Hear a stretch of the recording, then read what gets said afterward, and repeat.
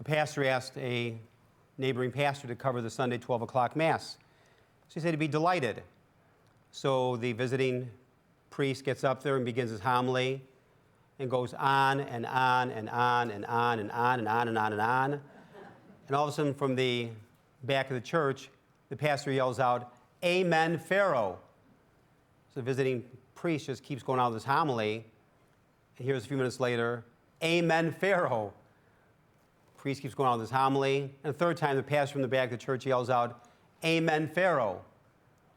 And the visiting pastor's taking this all in, where the visiting priest finishes the Mass, goes to the back and says to the pastor, "Why'd you keep yelling out, 'Amen, Pharaoh,' during my homily?" The pastor said, "What I was trying to tell you was, let my people go."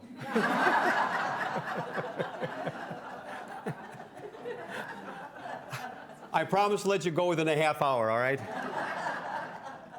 Today's gospel clearly speaks to me one powerful message. The consequences of fidelity and faithfulness to the Lord is this: we must be different. We must be different. There's a beautiful story that captures reality. Every day, Marie accompanied her friend Janet to the newsstand. And Janet would always receive the newspaper from the newsman. And Janet would always, every day, be very courteous and kind and say, "Good morning, how are you?" And the newsman always, every day, very gruff and discourteous in return. So every day, Janet put the money down. "Good morning, how are you?" Rah, rah, rah. Guy was gruff in return.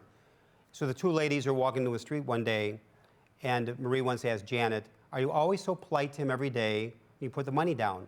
"Every day I say, 'Good morning, how are you?' Every day he's always so gruff and mean to you in return."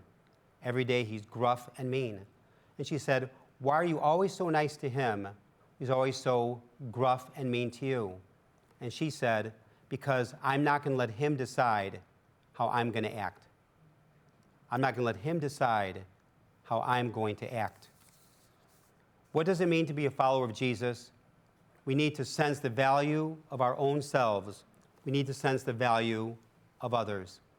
Thomas Merton, the well-known Trappist monk, once said, "We're not at peace with others because we're not at peace with ourselves. And we're not at peace with ourselves because we're not at peace with God." Don't ask yourself, does God have a place in my life? Ask instead, what place does God have in my life? Not always a popular question by society's standards. It may even cause division and rift.